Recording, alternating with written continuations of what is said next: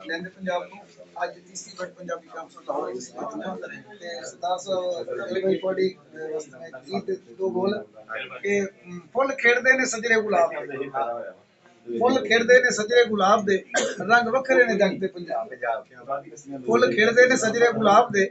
ਰੰਗ ਵੱਖਰੇ ਨੇ ਜਗ ਤੇ ਪੰਜਾਬ ਦੇ ਸਾਡੇ ਸਿਰਾਂ ਉਤੇ ਪੱਗ ਸੋਹਣੀ ਲੱਗਦੀ ਸਾਰਾ ਹੀ ਜਹਾਨ ਦੱਸਦਾ ਜਿੱਥੇ ਮਰਜ਼ੀ ਪੰਜਾਬੀ ਹੋਣ ਵਾਸਤੇ ਦਿਲਾਂ 'ਚ ਪੰਜਾਬ ਓ ਮਾਈ ਗॉड ਅਸੀਂ ਘੁੰਮ ਕੇ ਜਹਾਨ ਸਾਰਾ ਵੇਖਿਆ ਰੰਗਲੀ ਕਿਤਾਬ ਵਰਗਾ ਵਾਹ ਜੀ ਵਾਹ ਅਸੀਂ ਘੁੰਮ ਕੇ ਜਹਾਨ ਸਾਰਾ ਵੇਖਿਆ ਰੰਗਲੀ ਕਿਤਾਬ ਵਰਗਾ ਸਾਰੀ ਦੁਨੀਆ ਦੇ ਟੋਰ ਵੱਖੋ ਵੱਖ ਨੇ ਰੰਗ ਨਹੀਂ ਪੰਜਾਬ ਵਰਗਾ ਅਸੀਂ ਘੁੰਮ ਕੇ ਜਹਾਨ ਸਾਰਾ ਵੇਖਿਆ ਰੰਗਲੀ ਕਿਤਾਬ ਵਰਗਾ ਸਾਰੀ ਦੁਨੀਆ ਦੇ ਟੋਰ ਵੱਖੋ ਵੱਖ ਨੇ ਰੰਗ ਨਹੀਂ ਪੰਜਾਬ ਵਰਗਾ ਸੌ ਰੱਬ ਦੀ ਪੰਜਾਬੀ ਸਾਨੂੰ ਫੱਬਦੀ